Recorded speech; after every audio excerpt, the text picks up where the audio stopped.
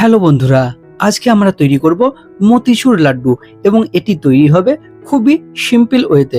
তাহলে চলুন এই রকম পারফেক্ট সুস্বাদু এবং ডিলিশিয়াস মতিচুর লাড্ডু কি প্রসেসে বাড়িতে আপনারা খুবই সহজ উপায় তৈরি করে নিতে পারেন দেখে নেওয়া যাক।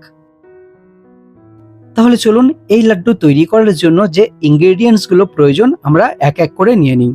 এখানে সুজি নিচ্ছি 1 কাপ পরিমাণ। এই সুজির সঙ্গে আমরা অ্যাড করব দুধ 1 থেকে 2 কাপ পরিমাণ। দুধ দেয়া হয়ে গেলে এরপর কিছুক্ষণ যাবত এটি পারফেক্ট ভাবে একটু নাড়াচাড়া করে নিয়ে এরপর এটি ঢাকনা চাপা দিয়ে রেস্টে রেখে দিতে হবে কম করে 20 মিনিটস। কিছুক্ষণ পরে যখন ওপেন করবেন তখন এই যে টেক্সচারটি এটি কিন্তু অনেকটি মোটা হয়ে যাবে। এরপরে একটি পাত্রের মধ্যে অয়েল দিয়ে নিতে হবে এবং অয়েলটি যাতে পারফেক্ট ভাবে গরম হয় সেটি লক্ষ্য করবেন।